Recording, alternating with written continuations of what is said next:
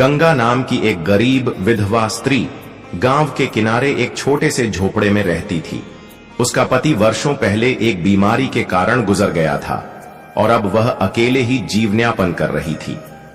गांव में कोई उसे सहारा देने वाला नहीं था और वह अपने खेतों में कठिन परिश्रम करके किसी तरह भोजन जुटाती थी।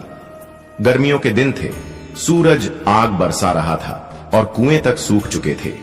गंगा को दूर से पानी लाना पड़ता था और कई बार उसे खुद के लिए पर्याप्त पानी भी नहीं मिल पाता। एक दिन जब गंगा अपने झोपड़े के बाहर बैठी थी, उसने दूर से 3 साधुओं को आते देखा। वे तपस्वी लग रहे थे, परंतु उनके चेहरे पर भूख और थकान की छाया थी। उनके शरीर धूल और पसीने से लथपथ थे।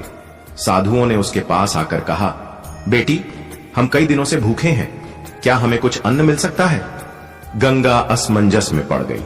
उसके पास केवल एक मुट्ठी चावल और थोड़ा सा आटा था, जिससे वह शाम का भोजन बनाने वाली थी।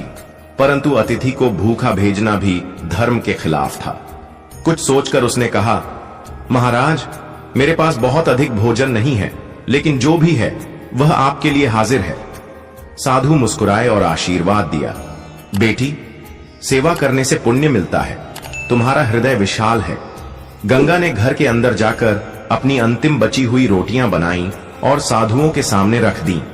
वह जानती थी कि अगर वह यह भोजन दे देगी तो उसके लिए कुछ नहीं बचेगा। फिर भी उसने बिना संकोच के उन्हें भोजन परोसा। तीनों साधुओं ने प्रेम पूर्वक भोजन ग्रहण किया। जैसे ही उन्होंने भोजन समाप्त किया, उन्होंने देखा कि गंगा अत्यधिक प्यास से व्याकुल थी। एक साधु ने पूछा, बेटी, क्या तुम ठीक हो? गंगा ने उत्तर दिया, महाराज, मुझे बहुत प्यास लगी है, लेकिन इस सूखे में पानी मिलना बहुत कठिन हो गया है। मैं रोज दूर जाकर पानी लाती हूं और आज सुबह से मैंने एक बूंद भी नहीं पी है। तीनों साधु एक दूसरे की ओर देखने लगे। फिर उनमें से एक साधु ने कहा, बेटी, तूने अपनी भूख की परवाह किए बिना हमें भोजन कराया, अब हम तेरी प्यास मिटाएंगे। यह कहकर उन्होंने पास में पड़े एक सूखे नारियल को उठाया और उसे अपने तपोबल से जलमय कर दिया। गंगा ने जैसे ही नारियल को उठाकर देखा, उसमें मीठा और ठंडा जल था। गंगा ने आश्चर्य और श्रद्धा से जल ग्रहण किया। यह पानी पीकर उसकी सारी थकान मिट गई। वह आनंदित होकर बोली, महाराज, यह तो कोई चमत्कार है।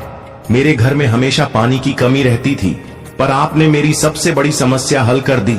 तभी दूसरे साधु ने मुस्कुराते हुए कहा, बेटी, यह पानी कभी समाप्त नहीं होगा। जब भी प्यास लगे, इसमें से जल ग्रहण करना। गंगा की आंखों में कृतज्ञता के आंसू आ गए। उसने साधुओं के चरणों में गिरकर आशीर्वाद लिया। अगले दिन जब गांव वालों को इस चमत्कार के बारे में पता चला, तो वे भी देखने आए। उन्होंने देखा कि गंगा के घर में अब जल की कोई कमी नहीं थी। गांव के मुखिया ने कहा, यह गंगा के सेवा भाव और निष्काम दान का ही फल है। उसने अपनी भूख की चिंता किए बिना साधुओं की सेवा की और भगवान ने उसकी प्यास मिटा दी। धीरे धीरे गंगा का जीवन बदलने लगा। गांव वाले उसकी अधिक सहायता करने लगे और उसकी झोपड़ी अब प्रेम और सम्मान का स्थान बन गई। साधुओं ने गंगा को आशीर्वाद दिया और आगे की यात्रा पर निकल पड़े, परंतु वे उसे एक अनमोल सीख देकर गए।